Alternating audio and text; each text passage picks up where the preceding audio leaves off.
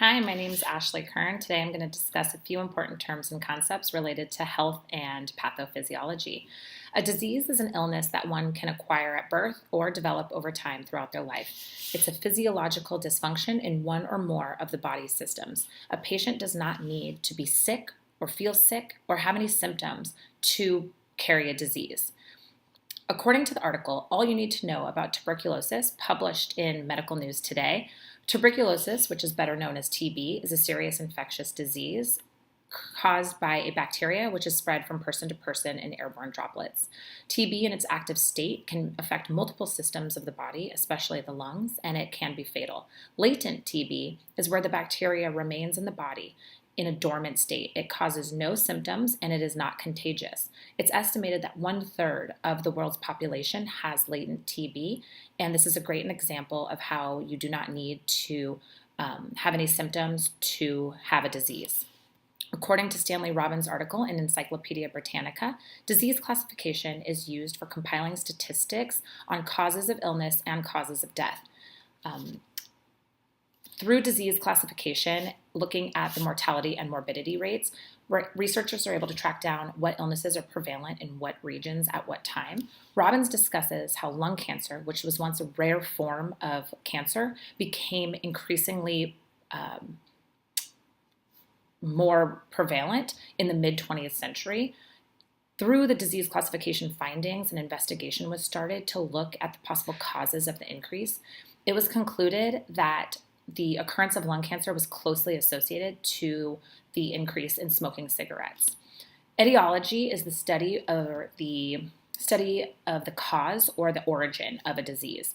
Finding out the cause of a disease is an important part of the process of finding a cure or solution to a disease. According to Grossman and Porth in their book, Porth's Pathophysiology, Concepts of Altered Health States and Disease, diseases can be biological, physical, chemical, genetic, or be due to nutrient excess or deficiencies. Disease may not have a single cause, and they may develop due to risk factors that predispose a person to that particular disease. These factors make it quite difficult to pinpoint a disease's exact origin and the causes. Scurvy is a disease that can cause bleeding, poor wound health, and may result in death. Sailors would contract the disease on long voyages, and the origin or etiology was unknown.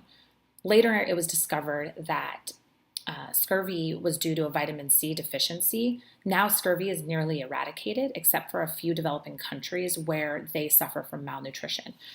Pathogenesis is the study of how a disease evolves, documenting everything from on a cellular and tissue level, all the way up to the full expression of the disease. The pathogenesis would evaluate the disease, how it affects the body, what shape it takes, all the way from the point of contraction or exposure, all the way till the full expression, whatever that may be, if it runs its course, if the patient dies, or if it's cured.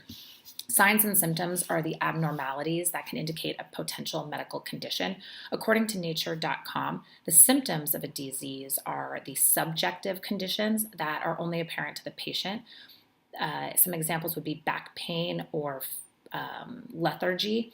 These are things the physician would not be able to measure or see with their own eyes. The signs, however, are any objective evidence that the medical provider would be able to measure or view, such as a rash or fever. When there's a combination of both symptoms and signs related to a specific disease, it's called a syndrome. These signs and symptoms will always occur together and have the same effects. The National Down Syndrome Society reports that Down syndrome is a genetic disorder that typically is associated with physical growth delays, raging intellectual disabilities, and specific facial features and speech patterns. These signs and symptoms will always appear when a patient is diagnosed with Down syndrome. Diagnosis is the designation as to the nature of a health problem. It requires diagnostic processes that involve interviewing the patient and figuring out the history, physical examinations, and diagnostic testing to validate the proposed idea the doctor has of what is wrong, or to rule out multiple options. For example, when a doctor diagnoses a common cold to a preschool teacher who comes in saying that she works in a classroom, multiple children have been home sick, she has a runny nose, fever, a cough, the doctor is going to perform a physical examination, listen to her lungs, look in her throat, take her temperature, and then may ask to do some additional diagnostic testing, possibly a throat culture or swab to rule out things such as strep throat. Medical professionals use specific diagnostic testing, such as lab testing, x-rays, CT scans. They have multiple options for different diseases, and these are used to gather as much information as they can before making the diagnosis.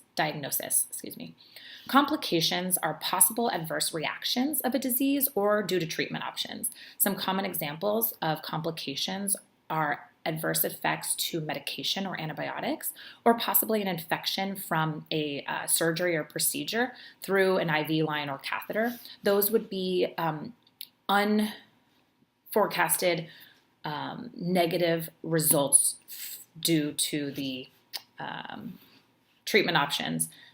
So those would be complications. The prognosis of a disease is the forecasted outcome of a disease and the patient's chance of recovery. Doctors or healthcare professionals make prognosis based on their understanding of the disease, their past experience working with it, and then they would take into consideration the patient's risk factors, history, and the possibility of complications. Well, this sums up my presentation today. Thank you for your time and have a great day.